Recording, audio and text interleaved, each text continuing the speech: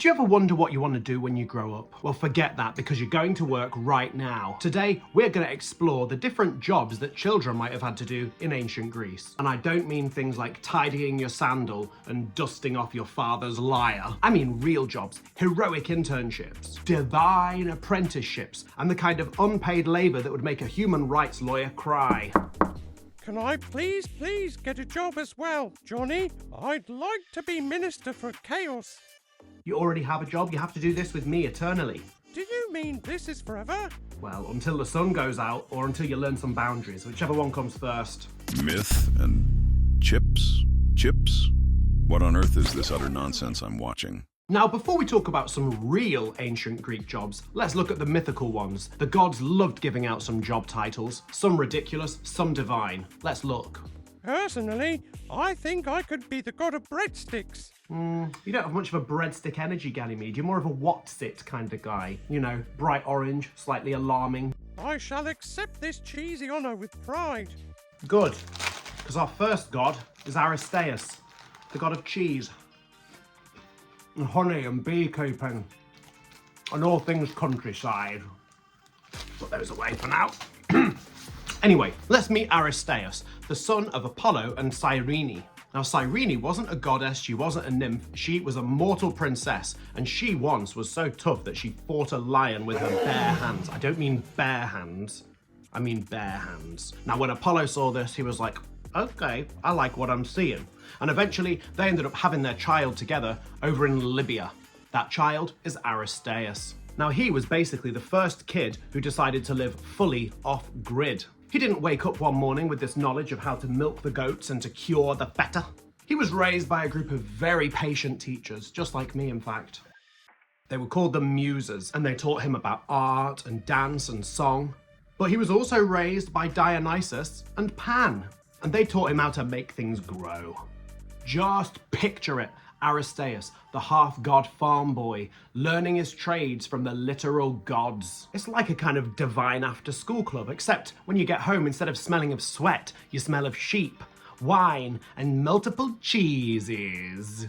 Well, I smell of those things already, Johnny. Does that mean I'm a god? No, Ganymede, it means you need a bath, man. Of course, not every job in ancient Greece came with a set of godly teachers and a cheese empire. Most kids didn't get to hang around with Dionysus and Pan. They were too busy doing real jobs in the real world. Sweaty, early morning risers doing laborious chores. So let's step out of mythology for a minute. Let's go into ancient history. What were the real kids doing?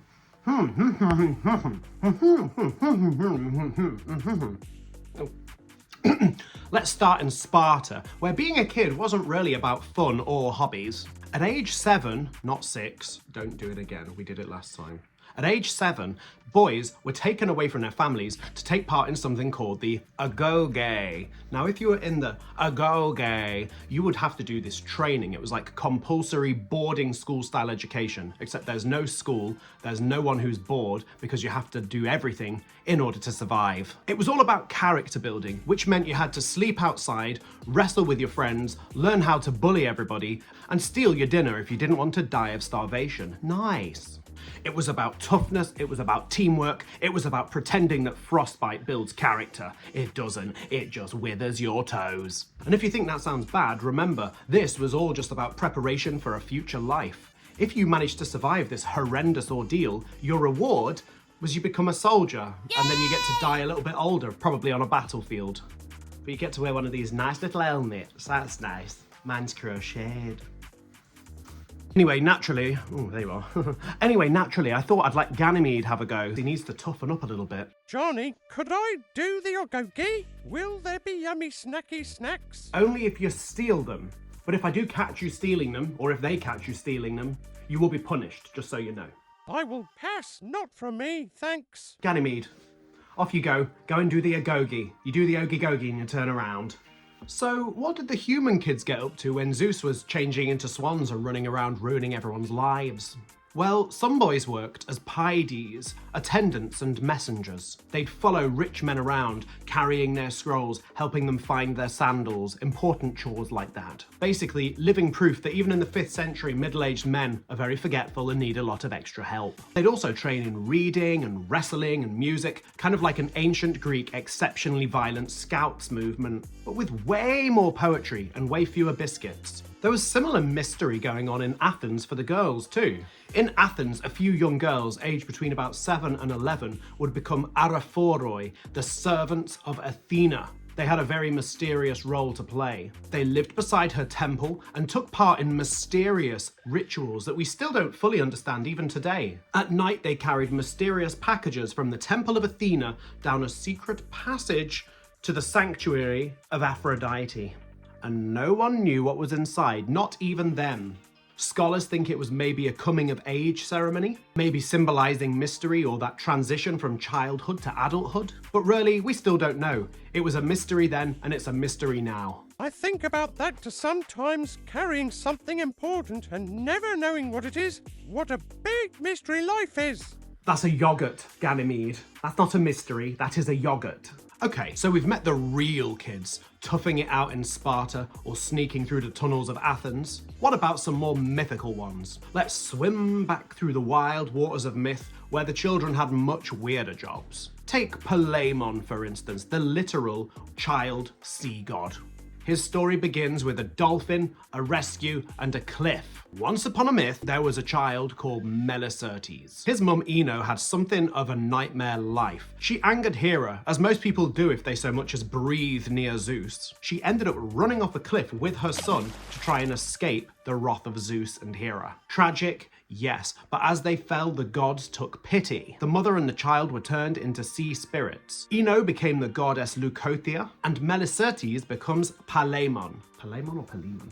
You say Palaemon and I say Palaemon. And Melicertes becomes Palaemon, a baby god who rides dolphins and helps sailors during the storms. Basically, he was like Poseidon's junior lifeguard, floating around the Aegean Sea, looking for shipwrecks and looking for sailors in need of help. I once tried to rescue a sailor, but it turned out to be a traffic cone.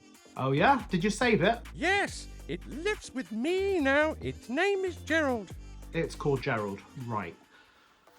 Lovely, moving on. Palaemon shows us that even in myth, being a kid does not have to mean being powerless. You could still end up immortal, you could still end up heroic, you could still end up in charge of aquatic safety.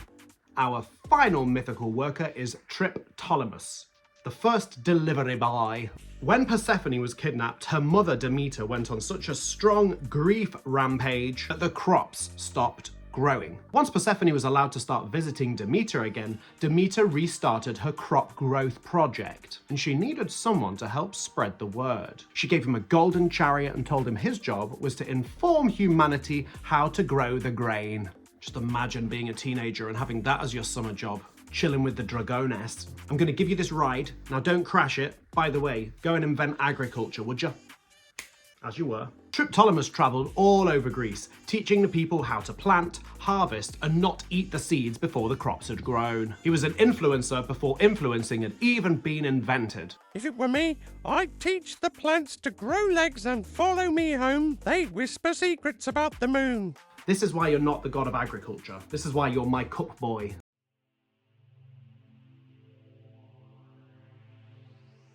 Johnny says I can leave any time I like. But the door isn't real. Right, so that's another productive young mythical lad then. So, what have we learned? They could herd bees, they could invent agriculture, or they could just hang around on the back of a dolphin. Meanwhile, your biggest job is probably just picking up your socks without aggravating your family. I see you. I see what you're doing with those socks. Pick them up now and put them somewhere. I'll do it too. I'll deal with this later. Frankly, washing your own socks is an act of heroism. Anyway, if you liked this deep dive into the ancient world of employment, you should like, you should subscribe, and also, you should send some comments. What would your ultimate mythical job be? What do you want to be when you grow up? Anything like this? Hopefully none of you are going to join the agoge. Maybe you'd prefer to herd bees, guard temples, carry random boxes of stuff around for no reason. Or maybe you'd also like to be a vlogger. with this guy. When I was younger, or maybe older, it's hard to tell, I wanted to have a purpose, something like Messenger of the Sky or Lord of Sandwiches, but then I realized I already am something. I'm Ganymede. I stand here, glowing slightly, talking about gods with a man who smells faintly of humus, and maybe that's enough. Maybe we don't need big jobs or shiny titles. Maybe we just need someone to notice when we say something strange and not run away.